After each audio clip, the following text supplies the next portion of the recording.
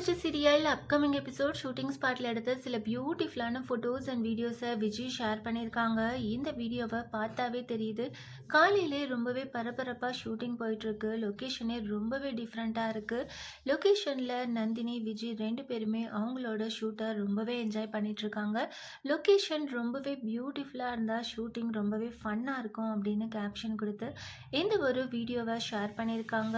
So வரப்போகிற upcoming எபிசோடில் பெரிய ட்விஸ்ட் இருக்குது அப்படின்னு நினைக்கிறேன். ஏன்னா லொக்கேஷனே ரொம்பவே டிஃப்ரெண்ட்டாக இருக்குது. கண்டிப்பாக வரப்போகிற அப்கமிங் எபிசோடில் நந்தினி விஜய் ரெண்டு பேரும் சேர்ந்து ஏதோ பண்ண போகிறாங்க. நம்ம வெயிட் பண்ணி பார்க்கலாம். 3 முடிச்ச சீரியல் ரொம்பவே சூப்பராக போயிட்டுருக்கு. நந்தினி ஷூட்டிங் ஸ்பாட்டில் நல்லாவே என்ஜாய் பண்ணிகிட்ருக்காங்க. சீரியல் எந்த அளவுக்கு நல்லா போயிட்டுருக்குன்னா, சீரியல் தமிழ்நாட்டிலே வீக் 6ல் நம்பர் 1 பிளேஸில் வந்திருக்கு. 9.22 டிஆர்பி ரேட்டிங் வாங்கி 3 முடிச்ச சீரியல் தமிழ்நாட்டிலே நம்பர் 1 பிளேஸில் வந்திருக்கு. இதிலேருந்தே சீரியலில் எவ்வளோ பேர் விரும்பி பார்க்குறாங்க அப்படின்னு தெரிஞ்சுக்க முடியுது. 2025 ஸ்டார்ட் ஆனதுலேருந்து சிங்கப்பெண்ணே சீரியல் தான் நம்பர் 1 பிளேஸில் வந்துட்டு இருந்தது. வீக் 6ல் 3 முடிச்ச சீரியல் சிங்கப்பெண்ணே சீரியலை பின்னுக்கு தள்ளி ஃபர்ஸ்ட் பிளேஸில் வந்திருக்கு.